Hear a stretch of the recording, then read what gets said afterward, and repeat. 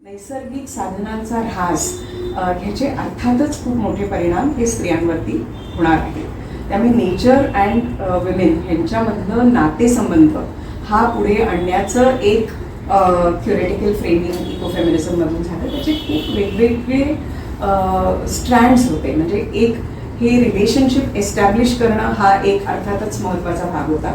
मग ते कशामुळे हे ह्याच्यावरती पण खूप भाष्य होत गेलं. एका बाजूला म्हणजे अगदी असा जो एक हे होता की नेचर अँड विमेन ह्यांचं जवळचं नातेसंबंध ह्याचा एक क्रिटिक पण उभा राहिला की आपण जेव्हा म्हणत असतो की nature and women are close to each other, त्याचा अर्थ एका अर्थाने आपण ज्याला म्हणतो ना की बायोलॉजिकल डिटर्मिनिझम मान्य केलेलं आहे. म्हणजे स्त्रिया आणि निसर्ग हे म्हणजे स्त्रियांचंच हे काम आहे. मुलांना जन्म देणं, त्यांचं संगोपन करणं आणि हे सगळं एक बायोलॉजिकल डिटर्मिनिझम असल्यासारख्या पद्धतीने ही मांडणी होती की काय, असं एका बाजूला त्याचं क्रिटिक उभं राहिलं. पण जे इकोफेमिनिझम त्या 70च्या आणि 80च्या दशकात होतं ते फक्त हे नातेसंबंध सांगत नव्हतं, तर एक ओव्हरऑल विकासाचं पण क्रिटिक उभं करत होतं की हा विकास कशा पद्धतीने जातो आहे. तर तो एकूण भांडवलशाही च्या दिशेने जातो आहे. सायन्स कुठलं मान्य करतो आहे, तर तेही एक विशिष्ट प्रकारचं सायन्स मान्य करतो आहे, लोकल नॉलेजेस मान्य नाही करत आहे. त्यामुळे ह्या सगळ्याचे परिणाम हे जसे निसर्गावरती होत आहेत तसेच ते स्त्रियांवरती होणार. कारण ते भांडवलशाही तोपर्यंत तगणार नाही किंवा विकसित होणार नाही जोपर्यंत एका बाजूला स्त्रियांचं शोषण आणि दुसऱ्या बाजूला निसर्गाचं ऱ्हास किंवा शोषण होत नाही. त्यामुळे तीही मांडणी त्या ह्याच्यामध्ये एक्सप्लिसिट होत होती, पण अर्थात ती विकसित होत गेली. त्यामुळे आमच्यासारख्यांना हे सतत प्रश्न होते की एका बाजूला women are close to nature हे एका लेवलला पटत होतं, पण दुसऱ्या बाजूला एक्झॅक्टली जे क्रिटिक्स येत होते पुढे तेही मान्य होते. कारण फेमिनिस्ट मूव्हमेंटमधून आमच्यासारखे लोक आलेले होते की जिथे हे सगळे आपण सतत शिकत होतो की sex and gender are different. आणि मग ह्याच्यामध्ये हे कसं बसतं की जिथे तुम्ही म्हणताय की स्त्रियांचं आपसूक एक नातेसंबंध निसर्गाशी आहे, पण हे प्रश्न करत करत जेव्हा लक्षात येत होतं की वेगळ्या पद्धतीच्या मांडण्या पण होत आहेत. उदाहरणार्थ बीना अगरवाल जी भारताच्या किंवा साऊथ एशियाच्या संदर्भात एक वेगळ्या प्रकारची मांडणी ह्या म्हणजे इकोफेमिनिझममधल्या जे काही मूळ एक धागा आहे त्याला धरून करत होती, ती म्हणजे फेमिनिस्ट एन्व्हायरमेंटलिझम. आणि फेमिनिस्ट एन्व्हायरमेंटलिझम हे जास्त आपल्याला अर्थात जवळचं वाटत होतं, कारण तिच्या मांडणीतून हे खूप स्ट्रॉंगली येत होतं की स्त्रियांचं निसर्गाशी का जवळचं नातं आहे. तर एकूणच आपला जे काही आज पुरुषप्रधान संस्कृती, जात व्यवस्था ह्या सगळ्याची काही एक कंबाईंड ज्याला म्हणू एक इंटरसेक्शनॅलिटीज आपल्याला दिसतात, त्याच्यामधून हे स्पष्टपणे दिसतं की काही प्रकारची कामं ही स्त्रियाच करतात आणि त्या स्त्रिया पण कोणकोणत्या विशिष्ट जात वर्गातून येतात. ह्या करत असल्यामुळे म्हणजे जळण, पाणी, चारा, ग्रामीण भागाच्या संदर्भात विचार केला तर ही सगळी कामं ही बायांची कामं आहेत. आणि ही बायांची कामं असल्यामुळे निसर्गाशी त्यांचं नातं एक ज्याला म्हणतो ना की एक मटिरियल रिलेशनशिप आहे. ते कुठलं तरी एक कल्चरल किंवा अशा पद्धतीचं नसून तर ते एक भौतिक असं नातेसंबंध आहे. आणि त्यामुळे ही समज ही आपल्याला अतिशय एक चळवळ म्हणून सुद्धा आमच्या दृष्टीने ती अतिशय एक महत्त्वाचा पॉईंट होता. पण अर्थात म्हणजे आम्ही त्या काळात आणि छाया दातार खूप असाही प्लॅन होता की छाया पण इथे असेल, कारण छाया दातार ज्या विद्यापीठात शिकत होत्या तिथे मारिया मीज नावाच्या एक खूपच म्हणजे डीप असं काम केलेल्या इकोफेमिनिस्ट, वंदना शिवाचं नाव आपण इथे ऐकतो, पण मारिया मीजचं खूप आमच्यावरती प्रभाव होता. अर्थात ते एका लेवलला छायानी इंट्रोड्यूस केल्यामुळे पण झालं, पण नंतर जे वाचन मारिया मीजचं झालं त्याच्यातून जे अतिशय काही महत्त्वाचे मुद्दे सातत्याने समोर येत होते आणि ते मला असं वाटतं की सांगावे असं वाटतं. म्हणजे तिथेही स्त्रिया निसर्ग हे नातेसंबंध तर मारिया मीजच्या कामातून येतच, पण मारिया मीजचं जे एक महत्त्वाचं काम राहिलेलं आहे ते म्हणजे तिचं जे पुस्तक आहे patriarchy and accumulation on a world scale, तिथे ती मारिया मीजच्या कामातून आणि इतर अनेक जर्मनीमधल्या वेगवेगळ्या फेमिनिस्ट ह्याच्यामधल्या अभ्यासक होत्या. तर त्याच्यामधून 2-3 गोष्टी अतिशय महत्त्वाच्या मारिया मीजच्या मांडणीतून येतात. ते म्हणजे पेट्रियार्की, रिसोर्स एक्सप्लॉयटेशन म्हणजे नॅचरल रिसोर्सेसचं ओव्हरऑल एक्सप्लॉयटेशन आणि कॅपिटलिझम, ह्या तिन्हीचं म्हणजे भांडवलशाही, पुरुष प्रधानता आणि नैसर्गिक साधनांचा ऱ्हास, हे 3 ह्यांचे संबंध इतके जवळून बांधले गेलेले आहेत की ते जोपर्यंत तशा पद्धतीने आपण समजून घेत नाही तोपर्यंत आपल्या कामात सुद्धा आपण सुट्टा विचार करणार आहे. आणि ते आमच्यासाठी खूप महत्त्वाचं होतं, कारण नाहीतर स्त्रिया आणि पर्यावरण मग त्या दृष्टीने म्हणजे इनफॅक्ट सरकारी प्रोग्राम्स तशाच पद्धतीने विकसित झाले.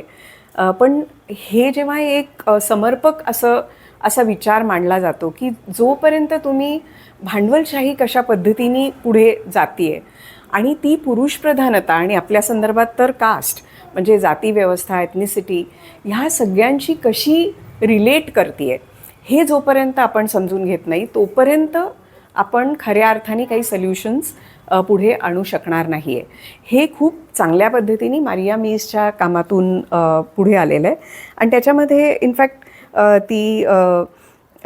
तिचं असं तिच्या मांडणीतून हे येतं की पूर्णपणे भांडवलशाही कशी महिलांच्या बिनमोलाच्या म्हणजे अनपेड वर्क ज्याला म्हणू, घरगुती काम, जे म्हणजे ज्याला आता खूप सोशल रिप्रोडक्शन थिअरीजमध्ये खूप त्याची अजून अधिक पुढे जाणारी मांडणी येते की मुलांना जन्म घालणं, त्यांचं संगोपन करणं, ही सगळी जी कामं आहेत की ज्याला आज प्रोडक्टिव्ह वर्क म्हणून मानलंच जात नाही ना, म्हणजे ही सगळं रिप्रोडक्टिव्ह वर्कमध्ये येतं. तर मारिया मीजचं म्हणणं होतं की कॅपिटलिझम हे पूर्णपणे महिलांच्या ह्या अनपेड कामावरती अवलंबून आहे आणि त्यामुळेच हा सगळा जो काही रिसोर्स एक्स्ट्रॅक्शनचा म्हणजे निसर्गाचा ऱ्हास होणं जे शक्य होतं आहे ते महिलांच्या ह्या कामामुळे होतं आहे, कारण तो सगळा फ्री लेबर अवेलेबल आहे. त्यामुळे हे काम नसतं म्हणजे तिचं इनफॅक्ट हे खूप क्लासिक स्टेटमेंट आहे की without the housewife they would be no factory worker and they would be no capitalism. म्हणजे ती आहे आणि ती सगळं हे काम करते म्हणूनच आज म्हणजे भांडवलशाही कशी ह्या सगळ्या व्यवस्थेवर आपली बांधणी करत असते. जात, पुरुष प्रधानता, ह्या सगळ्या व्यवस्थेवरती capitalism is actually building itself आणि कॉन्स्टंटली अडॅप्टिंग. हे मारिया मीजच्या कामातून अतिशय महत्त्वाचं होतं. आणि अर्थात ती स्वतः भारतात खूप काम करत असल्यामुळे ती कॉलनायझेशनचा मुद्दा पण आणते, म्हणजे फक्त स्त्रिया असं न म्हणता कॉलनाइज्ड पीपल. आणि तिचं ते एक क्लासिक पिरेमिड आहे मारिया मीजचं की ज्याच्यामध्ये at the base are the colonies, women, Adivasi, Dalit, आणि at the top of the iceberg आहे हा सगळा फॉर्मल, छोटासा फॉर्मल सेक्टर आणि कॅपिटलिझम. तर हे सगळ्यांच्या बेसिकली श्रमावरती, अनपेड श्रमावरती हे सगळं कसं उभं आहे. हे मग आपल्याला असं वाटतं की हे मार्क्सनी पण सांगितलंच होतं, पण मला असं वाटतं की जे मारिया मीज आणि ऑफकोर्स लोझार, लक्झमबर्ग वगैरे ह्यांनी जे आधी सांगितलं होतंच की हे ह्याच्यामध्ये स्त्रियांचा म्हणजे मार्क्सिझमच्या ह्याच्यामध्ये स्त्रियांचा हा सगळा मुलाचा घरगुती कामाचा भाग हा येत नाही, which is outside in a way the idea of the कॅपिटलिझमचं जे काही अंडरस्टँडिंग मार्क्सवादामधून पुढे येतं आहे. त्यामुळे ह्यांचं कॉन्ट्रीब्युशन एक खूप वेगळ्या प्रकारचं होतं की हाऊस होल्ड लेबर, आणि त्याचं कसं एक महत्त्वाचा रोल राहिलेला आहे. आणि त्याच्यामधून त्यामुळे विमेन, नेचर आणि कॉलनीज ह्या 3 गोष्टी ती खूप चांगल्या पद्धतीने येत आहे. तर त्याचा आम्ही आमच्या सगळ्या कामामध्ये कसा एक ह्याची समज वाढवण्यासाठी आमच्यासाठी हे काम महत्त्वाचं होतं की एका बाजूला म्हणजे आता अगदी एक उदाहरणच घ्यायचं झालं तर ऊसतोड कामगार, आणि ऊसतोड कामगारांमध्ये आपण म्हणजे इतकं ते स्पष्टपणे आपल्याला लक्षात येतं की एका बाजूला सगळी हे ऊसाचं जे काही आपल्याला दिसतंय म्हणजे त्याच्यासाठी ऊस घेण्यापासून ते त्या लेबरचं जे काही एक्सप्लॉयटेशन होत आहे. म्हणजे ऊसच का, म्हणजे डायव्हर्सिटी का आपली संपत चाललेली आहे आपल्या ॲग्रिकल्चरमध्ये सुद्धा. ठराविकच पिकं ना, म्हणजे एक ऊस असेल, एक सोयाबीन असेल, एक कापूस असेल. ट्रेडिशनली खूप डायव्हर्सिटी होती, पण आता अमुकच पिकं. आणि आपल्याला असं खूप लक्षात येतं की ग्लोबली सुद्धा काही पिकं आता पुढे म्हणजे क्रॉप्सच्या भोवती कसं सगळं कॅपिटलिस्ट हे पण पुढे सरकत चाललेलं आहे. त्याच्यातलं आत्ता आपण ऊसाचं उदाहरण घेऊ आणि ऑफकोर्स म्हणजे there is a global connect to that.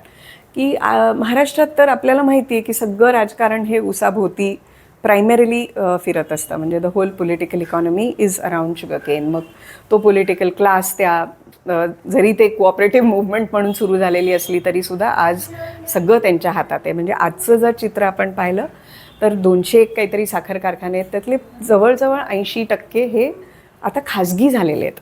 म्हणजे जे सहकारी म्हणून सुरुवात झाली ते आता खाजगी साखर कारखाने झाले आहेत. पण एका बाजूला आपण असं चित्र महाराष्ट्राचं बघतो की जिथे दुष्काळ प्रवण, दुष्काळी असं एक वर्णन महाराष्ट्राचं सातत्याने आहे. इरिगेशनमध्ये प्रचंड इन्व्हेस्टमेंट झालेलं आहे. सगळी मोठी धरणं म्हणजे सर्वात जास्त मोठी धरणं वगैरे हे सगळा डेटा बऱ्यापैकी सगळ्यांसमोर आहे, ते महाराष्ट्रात आहे. पण तरीसुद्धा आज 20% जास्त आपली क्रॉप एरिया ही सिंचित नाही आहे, इरिगेटेड नाही आहे. असं असतानासुद्धा जास्त पाणी लागणारं ऊस हे प्रमोट केलं जातं आणि त्याचे अर्थातच हे सगळे कनेक्शन्स आपल्याला लक्षात येतात की ऊस नाही घेतला तर साखर कारखान्यांचं काय. आता तर साखरेच्याही पलीकडे गेलेलं आहे ते, कारण ऊसाचा उपयोग हा एथेनॉलसाठी होतो आहे. त्याचे तर खूप ऐकले असतील ना आत्ता अलीकडे, तर त्याच्याविषयी खूप चर्चा होती आहे. म्हणजे आता फक्त ऊसच नाही तर कॉर्न पण, बीटरूट पण, हे पण पिकं, वेगवेगळी पिकं कशी इंडस्ट्रीयल युजेससाठी होतील ह्याचं पण एक हे दिसतं आहे. पण म्हणजे इतकं पाणी लागणारं असं पीक हे प्रमोट केलं जातं एका बाजूला, ॲट द कॉस्ट ऑफ हू असं पण पाहायला पाहिजे. म्हणजे आज असंही चित्र नाही आहे की फक्त मोठे शेतकरीच ऊस घेत आहेत, अजिबात नाही. आपण पश्चिम महाराष्ट्रात गेलात, मराठवाडा, की जिथे रेकमेंडेशन आहे की इथे पाणी खाऊ पिकं घेतली नाही पाहिजेत, म्हणजे ऊस तर नाहीच असं रेकमेंडेशन असतानासुद्धा आज आम्हाला जे चित्र दिसतं आहे ना की जे ऊसतोड कामगार पश्चिम महाराष्ट्र आणि कर्नाटकात जात होते ऊसतोडीसाठी, ते आता बीड, हिंगोली अशा ठिकाणीच ऊसतोडीला आहेत, कारण तिथे ऊस आता घेतला जातो आहे. तर असा तो त्या ऊसाचा प्रसार होतो एका बाजूला. आणि अर्थातच मग तो ह्या सगळ्या आपण म्हणजे जे एक अंडरस्टँडिंग आपल्याला ह्या एन्व्हायरमेंटल डिबेट्स, इको फेमिनिस्ट डिबेट्समधून लक्षात येते, त्याच्यामध्ये हाऊ नॅचरल रिसोर्सेस म्हणजे इथे ह्या कॉन्टेक्स्टमध्ये पाणी, जमीन जी प्रीमियम आहे आपली जमीन, ज्याचं फूड सिक्युरिटीसाठी आपण उपयोग करायला हवा होता, ती जमीन आता इंडस्ट्रीयल आणि कमर्शियल क्रॉप्ससाठी वापरली जाते आणि तसंच पाणी पण. पण इथे लेबर कुणाचं आहे आणि ह्या सगळ्या ह्याच्यामध्ये आपण पाहतो की एका बाजूला कोणत्याही प्रकारचा चॉईस नाही, कोणत्याही प्रकारची कामांमधली विविधता राहिलेली नाही. कारण एक सिंगल क्रॉप जेव्हा तुम्ही घेता, आत्ताच अगदी अलीकडे आमच्या एका अभ्यासातून लक्षात आलं की जिथे तुमचं मोनोक्रॉपिंग आहे, सिंग्युलर क्रॉप्स आहेत, तिथे शेतीमधलं पेड एम्प्लॉयमेंट पण कमी कमी होत चाललेलं आहे. पण स्त्रियांचा सहभाग शेतीमधला खूप वाढतो आहे.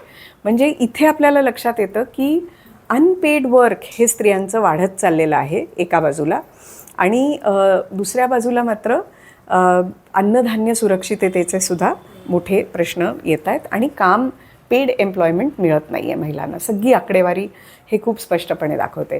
आणि दुसऱ्या बाजूला हे सगळी ही व्यवस्था नसेल तर आज जे आपण उसाभोवतीचं सगळं बघतो आहे, शुगर फॅक्टरीजचं सगळं म्हणजे सगळं जे काही आज पुढे येत आहेत, आकडेवारीसुद्धा जी पुढे येते, त्याच्यातून लक्षात येतं की हे ऊसतोड कामगार हे ह्या सगळ्या शुगर फॅक्टरीजच्या दृष्टिकोनातून अतिशय महत्त्वाचे आहेत. आणि त्याचं एक इंटरेस्टिंग आपल्याला हे पण दिसतं, म्हणजे त्याचं ते कसं एक्सप्लॉयटेटिव्ह आहे ह्याच्याविषयी आजकाल तरी खूप वाचनात येतं आहे, मला वाटतं मेनस्ट्रीम पेपरमधून पण येतं आहे. पण ह्याचा थोडासा एक इतिहास पण पाहिला ना आपण तर शुगरकेन हार्वेस्टिंग हे कायमच म्हणजे उदाहरण म्हणजे आता महाराष्ट्र, गुजरात, कर्नाटक, उत्तर प्रदेश हे का वेगवेगळ्या पद्धतीने साखरेच्या एकूण हार्वेस्टिंगचं जर आपण नेचर पाहिलं तर उत्तर प्रदेश तर सर्वात जास्त ऊसाचं राज्य आहे. तिथे ही व्यवस्था आहे का, तर ती कोणती व्यवस्था आहे ते पाहूया. आणि महाराष्ट्रामध्ये एकूणच ऊसतोडीची व्यवस्था अशी आहे की ऊसाच्या हार्वेस्टिंगसाठी त्याच गावातलं लेबर शेतकरी नाही लावत. तर ही सगळी साखळी आहे आणि ती साखळी म्हणजे कारखान्यापासून ते त्या ज्या मराठवाड्यासारख्या ठिकाणी टोळ्या किंवा गँग्स बांधल्या जातात, लेबर गँग्स, तिथपर्यंतची ती साखळी आहे. आणि ती साखळी का आवश्यक आहे? कारण आपण जे पाहतो ना की ही साखर अमुक म्हणजे त्या एका टनामधून 1 टन ऊसामधून एवढी साखर मिळाली तरच फायदा. असं जे सगळं जे काही एक इक्वेशन आहे, त्यामुळे ही साखळी असणं खूप महत्त्वाचं आहे. कारण नाहीतर साखर कारखानदारांच्या कंट्रोलमध्ये काही राहत नाही. म्हणजे शेतकरी लावेल मजूर जसे इतर पिकांसाठी मजूर लावत असतात आणि त्याचं होईल हार्वेस्टिंग त्याच्या पेसने होईल. पण इथे आपण कसं पाहतोय की कारखान्यांसाठी ते अतिशय टायमिंग महत्त्वाचं आहे की ऊस तोडल्यानंतर तो कारखान्यात क्रशिंगसाठी कधी जातो आणि तो जाण्याचा जो वेळ आहे ना, हार्वेस्टिंग टू क्रशिंग, हा जेवढा मिनिमम असेल तेवढं साखरेची रिकव्हरी ही मॅक्सिमम असते. म्हणजे साखर जास्त टनामागे मिळू शकते. तर ही सगळं सांभाळण्यासाठी म्हणजे हे कॅपिटलिस्ट लॉजिक आहे आणि ते सांभाळण्यासाठी आपल्याला असं लक्षात येतं की तशा पद्धतीने ते मजूर असणं हे अतिशय महत्त्वाचं ठरतं. आणि म्हणून ते कंत्राटदार ते टोळी अशा पद्धतीची ती गँग आहे. आणि हे सगळं ज्याच्यामध्ये ती बाई ही पूर्णतः अदृश्य आहे. म्हणजे हे सगळं कोयता सिस्टीम, उदाहरणार्थ नवरा बायको किंवा 2 व्यक्ती हा एक कोयता असतो आणि एक साधारण 10 कोयत्यांची एक टोळी, 10-12 कोयत्यांची एक टोळी बनते. त्यामुळे ती टोळी जाऊन प्रत्येक ऊसाच्या फडावरती हार्वेस्टिंग करत असते. तर ती एफिशियंटली कशी काम करावी, त्यांना पूर्ण म्हणजे 6 महिने ते पूर्णतः स्थलांतरित होत असतात. कारण ते स्थलांतरित नाही झाले तर हे सगळं जे कॅपिटलिस्ट लॉजिक आहे ते साध्य नाही होणार. आणि ते 17 तास 18 तास म्हणजे आम्ही जे अगदी आत्ता डेली डायरीज मेंटेन करत होतो त्या सगळ्या ऊसतोड कामगारांच्या, की तुम्ही लिहा की तुम्ही किती वाजता उठता आणि किती वाजता तुम्ही झोपता. तर त्या सगळ्या डेली डायरीमधून महिलांचे कामाचे तास हे अर्थातच जास्त होते. कारण त्या ठिकाणी सगळं जे काही घरगुती काम होतं, मग मुलाबाळांना सांभाळणं, स्वयंपाक करणं, हे सगळं करून ऊसतोडीला जाणं आणि सगळं जे काही लोडिंग अनलोडिंगचं जे काम असतं, अवघड काम, गरोदर असताना, नवी ओली बाळंतीण असताना, हे सगळी कामं ही ती बाई करत असते. त्यामुळे 17-18 तास हे बाईचे अशा पद्धतीने. And all this is free labour. म्हणजे जर ऊसतोड साखर कारखान्यांना ह्या कामाचा मोबदला द्यायला लागला असता तर would they have been in profit. म्हणजे मला वाटतं हे खूप क्लिअर एक म्हणजे how the whole connections of capitalist logic, destruction of nature एका बाजूला, कारण तुम्ही पाणी आणि इतर नॅचरल रिसोर्सेस तर डिस्ट्रॉय करताच आहे ह्या प्रोसेसमध्ये, पण लेबर पण एक्सप्लॉईट करताय. आणि त्या लेबर एक्सप्लॉयटेशनमध्ये पुरुष प्रधानता आणि जात या दोन्हीचं आपल्याला इंटिग्रेशन दिसतं. इथे सगळा दलित समाज, भटक्या समाज, बंजारा, लमाण हा समाज ह्याच्यामध्ये इन्वॉल्ड आहे प्रायमरीली. आणि महिला ह्या जोडल्या गेल्या बरं का. म्हणजे आम्ही ह्याची हिस्ट्री बघत होतो की पूर्वी पुरुषांच्या गँग्स जायच्या, पण पुरुषांच्या गँग्स जेव्हा जातात तेव्हा त्यांचं खाणं पिणं कोण करणार. त्यामुळे हा सगळा जो एक लॉजिकचा भाग आहे तिथून हे इमर्ज होत गेलं कोयता सिस्टम. आणि त्याच्यामध्ये ती बाई ही खूप सेंट्रल बनते, कारण तिचं हे सगळं काम it is completely free labour. आणि that labour was to be paid. हे नफ्याचं लॉजिक त्याच्यातून साध्य होत नाही.